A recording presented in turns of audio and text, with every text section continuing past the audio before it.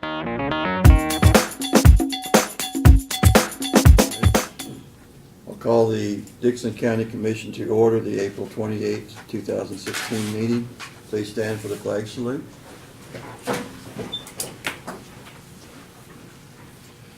I pledge allegiance to the flag of the United States of America and to the republic for which it stands, one nation, under God, indivisible, with liberty and justice for all.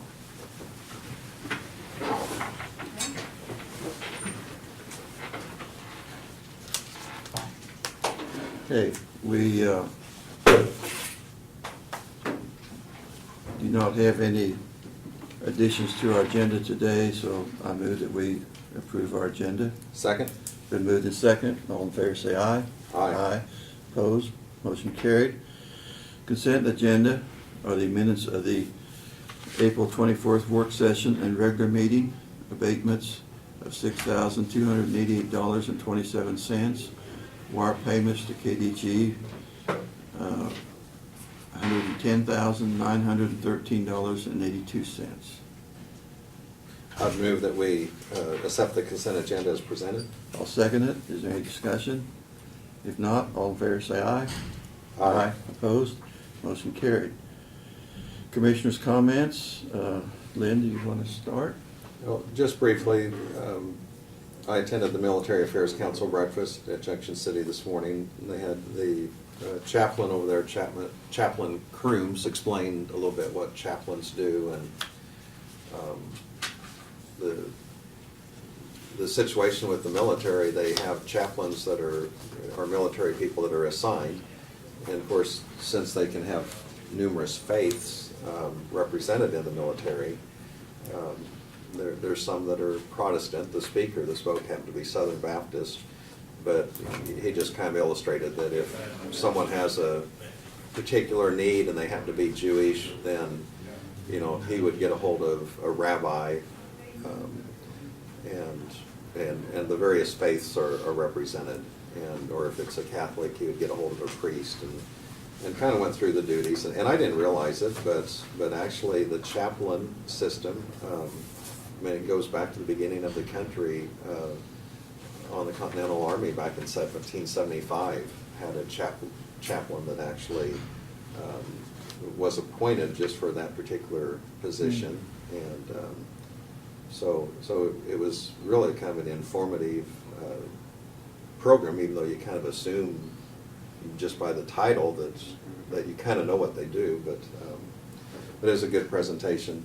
The other thing in regards to that, General Wiggins, who was formerly commanding general over at Fort Riley, now is going to be in charge of the Kansas military affairs and was appointed to that position.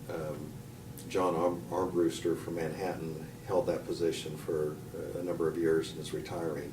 So General Wiggins is retiring from the military, but upon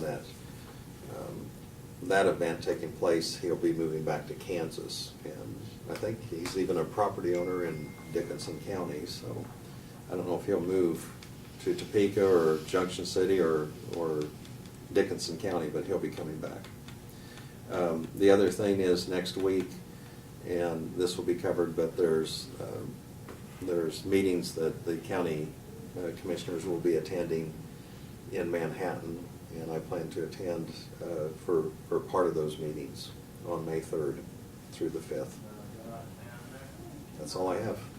Yes, like I say, we will not be having county commission meeting next week here because we'll be in Manhattan for our meetings with the state organization.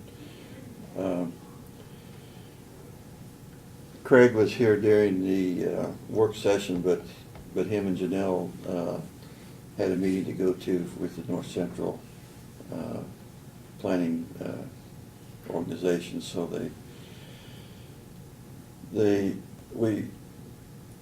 some of us attended the National Greyhound.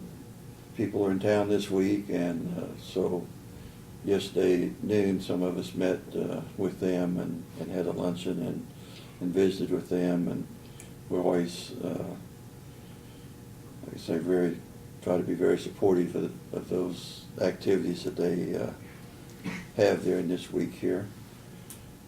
During our work session, we did have several people come in.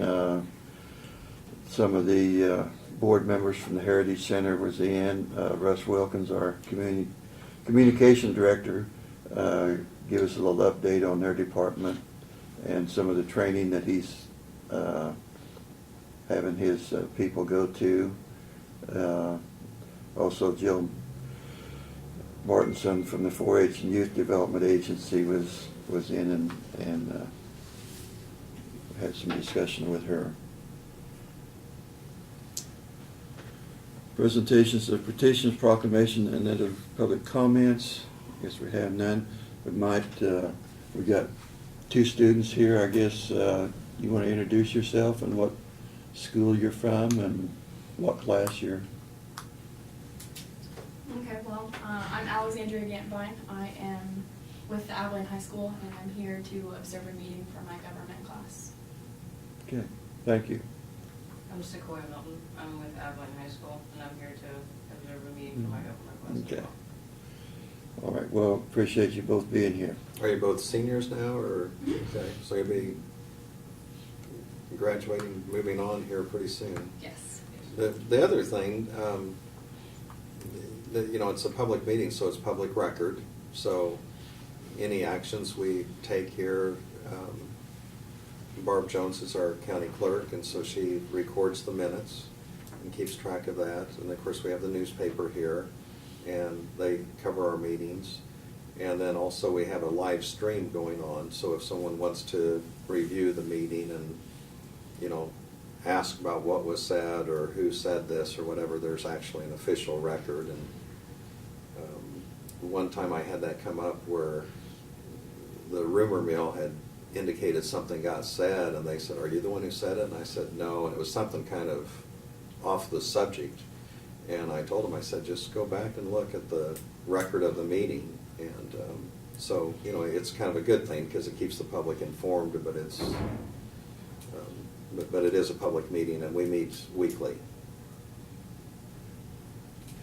You probably was not aware that you are being videotaped at this particular time. I was not aware of it until So, Yeah, you we- could have turned around and we faced the normally, camera. especially when we have groups of people come in that have issues about whether it's road or bridges or other issues, and we do try to inform them that and we've been doing this for several years, and at first, we wasn't sure that it was a good idea maybe, but it really has, like Lynn says, if there's any question that what was said, we can go back and you can look it up on the website. If you want to go home and look it up on the Dixon County website and click on commission, you could view this entire meeting. So, okay. Brad, I guess you could start with your. My turn, huh? Yep. Okay.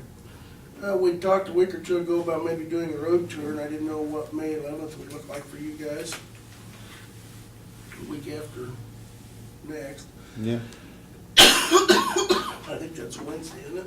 Excuse me. Yes. If you want to look at your calendars and see if that would work, and drop me an email and let me know. We're pretty flexible, I think, more than John and I, so we can get something set up.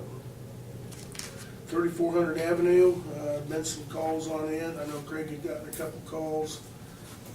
I went up and drove, John and I did go up Wednesday, Tuesday, and drove from K-15 west, and I drove clear over to the county line for 2 purposes. One, wanted to check the condition 3400 and see for myself. And then also I wanted to look at that possible vacate that Florida Township may be sending to you. Mm-hmm. It's a lot easier to understand that if you put your own eyes on it. And 3400 Avenue, I thought, we had just dumped a couple loads of rock on it. The guys had close to K-15. And keep in mind, it was following the big rains we had Sunday night. Mm. But I saw absolutely no problems with that road whatsoever. There were a couple of spots that had been a little bit wet. I comfortably drove 50-55 on it, on a gravel road. I didn't see, I don't know if people were concerned about that section of the road. John and I both agree that's, I would say probably drives better than sections of Range Road does on a paved road.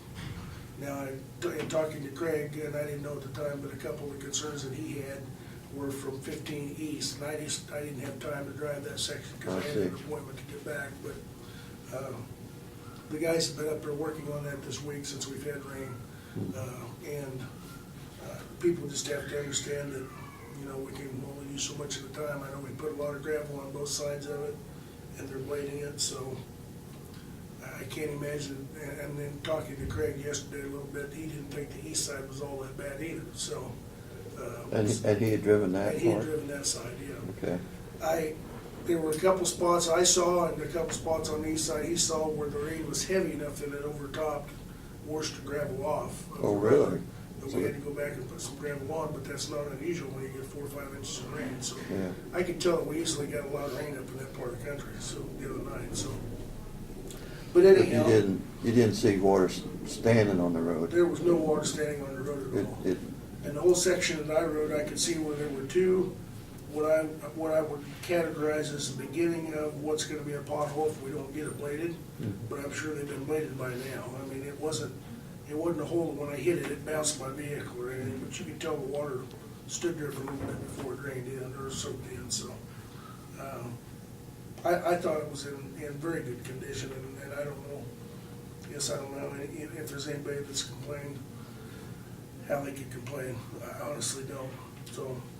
But anyhow, I just wanted to pass that along. We are watching it. That's one of the roads we spend the most money on, gravel and maintenance wise, and we will continue to watch it, so, and continue to maintain it, so.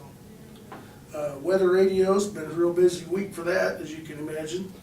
I think we've mine's sold- been going off Yeah. quite I frequently. think we have sold here over 30 of them this week. Really? You know, we sell weather radios as a public service. I know they could also be purchased at RHV, and I believe Shopco may sell them. Pioneer might have some. But we sell them as a community service to help promote, you know, the safety factor for emergency management.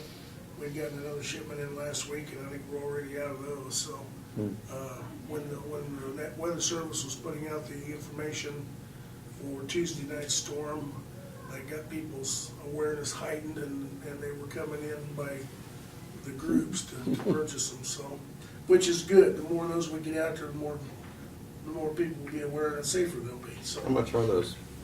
There's two different models. I think one of them is like $28, and one of them like is $45. One of them's got an alarm clock and radio and AMF and radio and everything built into it. The one's a little bit fancier, so.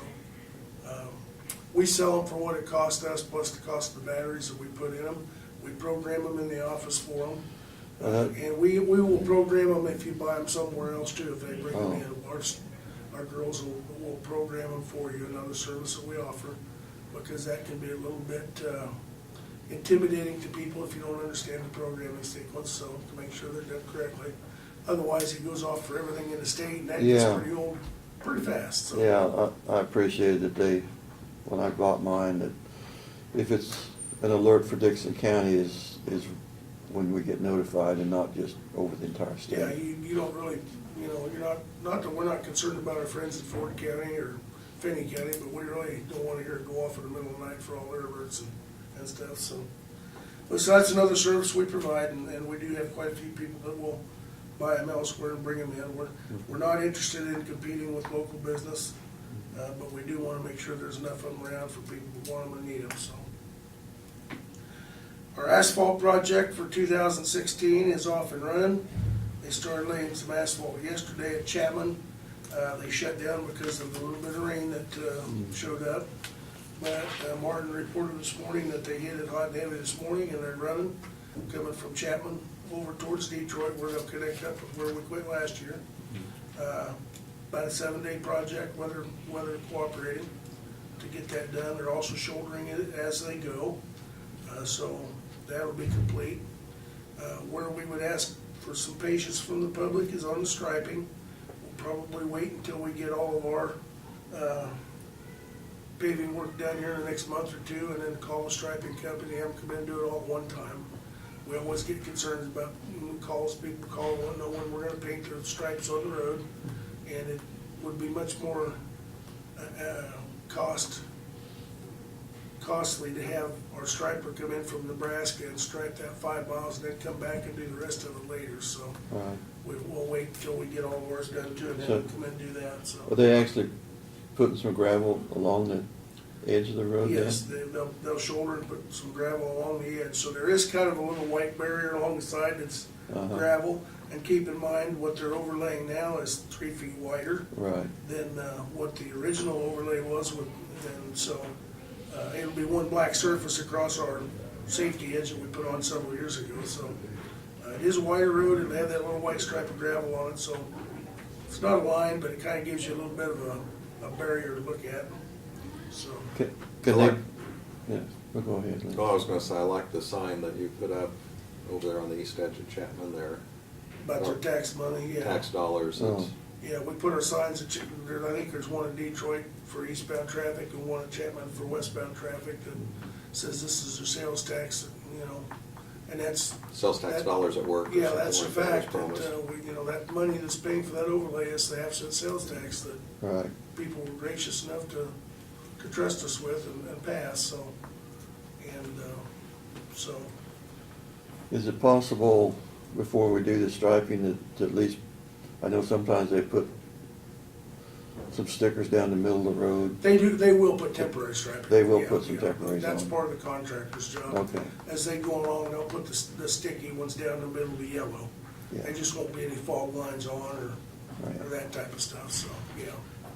Yeah, they'll be putting temporary down, I'm sure, so.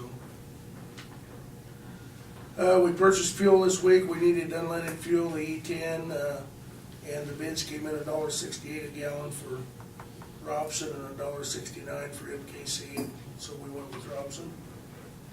Today is Water Festival Day at Browns Park. If you have time, I would encourage you to run out by after this meeting and look at the, I'm sure several hundred fifth graders from around the county that are learning about the preciousness of water. I believe every school in Dickinson County is in attendance with the exception of Harrington. So there should be a lot of But kids that- out there today, and it looks like the weather's working out good. But that is just Dixon County, they don't go outside of Dixon? That's correct. Yeah, Just it's in Dickinson Dixon County County? schools, yeah. I did go out there last year, and I was amazed at all the neat things that they were learning out there.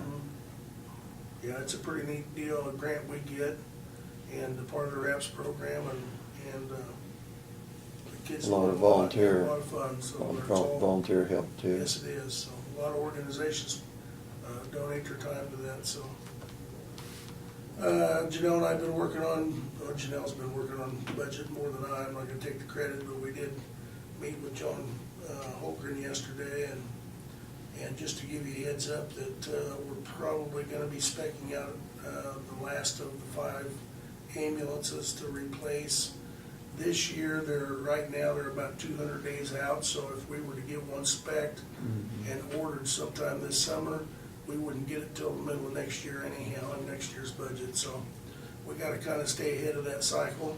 We have one ambulance left that is the old style, that can't be remounted, Right, and then from then on forward, of course, we'll be able to remount the box onto a new chassis, so. And then we also have one other vehicle in his department, which is a passenger vehicle that is due to be replaced and needs to be replaced.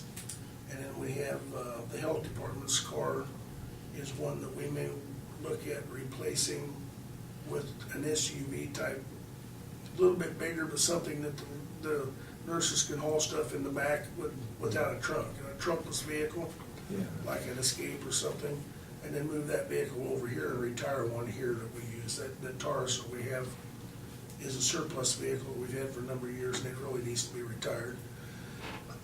Excuse me, before it folds on us. The sheriff's department has 9 or 10 vehicles with all theirs coming in and a couple seizures, so we'll be doing Purple Wave an auction on here in a couple of months, so we may want to try and rotate a couple of those out at the same time, but we'll come back to you for formal approval when that time happens. So, we're actually looking into, on the EMS vehicle, Dave Beam's vehicle is the one that needs to be cycled out. Excuse me. And he would then get John's, and John's would get a new one. That's the way we normally do it. And we're looking at the possibility of maybe getting another one of these vehicles like the sheriff's been getting, because they're $5,000 cheaper. Even though they're a special duty, which is not bad to have, they're a little heavier duty, but on that government purchase price, it saves you money. If we were to go out and buy just a civilian model Tahoe or something like that, we'd spend $15,000 more and not have another vehicle. So we're checking to see if we can buy one of those on that program to be able to be used for EMS, not necessarily law enforcement, because essentially it's the same vehicle. So if we can do that, that may be the way to go. In the past, for several years, we've done the Kansas surplus vehicles. They just haven't been getting them in. The federal government is holding theirs to higher mileage now. They went through a period where they had a lot of surplus vehicles the federal government didn't have checked out or weren't using, and that's kind of dried up. I think they kind of ran out of those extra vehicles, so we're not seeing too many come through Topeka anymore like we used to. So we may have to revert back to going with a new one. And the efficiency's probably that's fine. I think like John's, that vehicle will have a 10, 12-year lifespan with the miles that we put on it. So if you figure that out over a period of 10 or 12 years, it won't be too bad. So let's see. The only other thing I had was the conference in Manhattan next week, and you already mentioned that. I think registration starts about noon on Tuesday, and we're pre-conference registered. workshop Yeah, starts at 12:30. we're scheduled for that We're scheduled workshop. for the whole thing, so. Okay, I think that'd be a very good workshop, that first one. I do too, especially facing the Justice Center project Yeah, we've got on the books, and it's about engaging the community, so maybe we'll pick up something there we don't know, so. That's all I've got. Doug was in court today, so he wouldn't able to make it, and I told him it didn't appear to be a day we had much on the agenda, so shouldn't be a problem. okay. Notices and communications, we actually didn't have much this time. I'll just pass this letter on to you, Brad. It's from a company that EPM Incorporated, and it's manufacturing of computerized temperature controls, and I think we've had this before, but if you're interested in looking at it, you can look at it. That's really all the communications we have. Okay.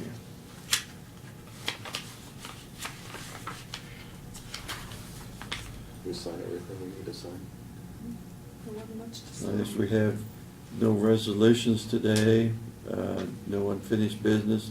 The other business we do have is to authorize Commissioner Peterson to sign payroll next week, since we will not be here on May the 5th meeting. Can you do that? Yes. So I move that we authorize Commissioner Peterson to sign payroll next week. I'll second it. You second it? I will. Moved and seconded. All in favor say aye. Aye. Aye. Opposed? Motion carried. I'd move we adjourn. I'll second that. All in favor say aye. Aye. Aye. Opposed? Motion carried.